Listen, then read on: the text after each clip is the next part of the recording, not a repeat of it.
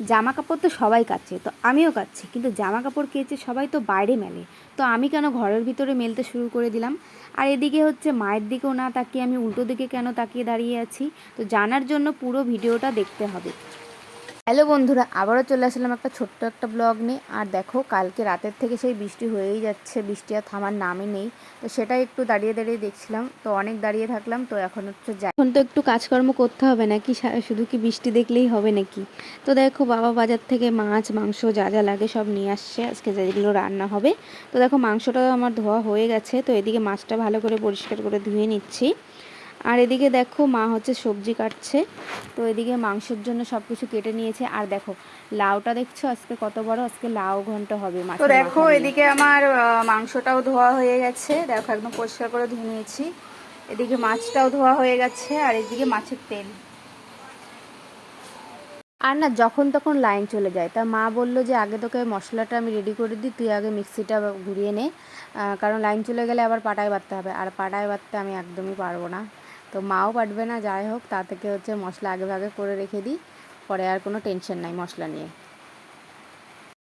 তো দেখো, এদিকে সব সবজি কাটা হয়ে গেছে, এটা মাছের তেলের জন্য হবে, আর এটা লাউ ঘন্ট হবে মাছের মাথা দিয়ে, আর এখানে মাংসর জন্য আলু পেঁয়াজ আছে, আর এই যে মাছের মধ্যেও নুন হলুদ মাখিয়ে নেওয়া হয়েছে, আর এই যে মিক্সিতে হচ্ছে মশলা আছে। তো দেখো, দুদিন ধরে তো বৃষ্টি হয়েই যাচ্ছে, তো বৃষ্টির কারণে জামা কাপড়ও ধুতে পারছি না, আর জামা কাপড়ও অনেক জমে গেছে। কিন্তু এদিকে মেয়ের জামা কয়েকটা ধুয়ে দিলাম, ওর জামা কাপড় তো ছোটো ছোটো, যেখানে সেখানে একটু জায়গা করেই মেলে দিব।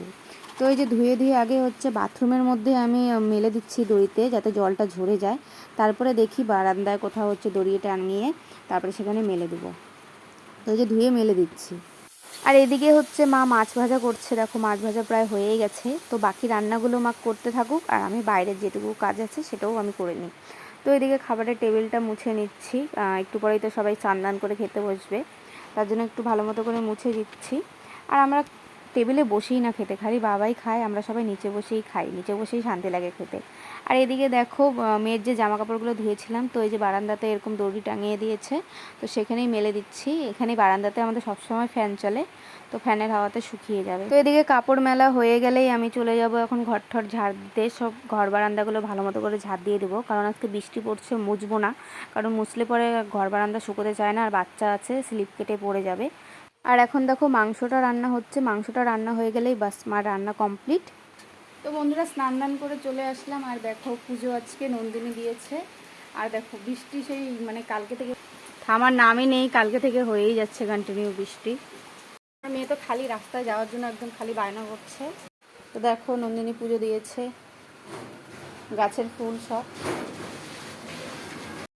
তো মায়ের রান্নাও তো হয়ে গেছে, চলো তোমাদেরকে একটু দেখিয়ে দিই। প্রথমে এখানে হচ্ছে মাছের তেল চচ্চড়ি আছে, তারপরে দেখো এটা লাউ ঘন্ট করেছে মাছের মাথা দিয়ে, আর এদিকে দেখো চিকেন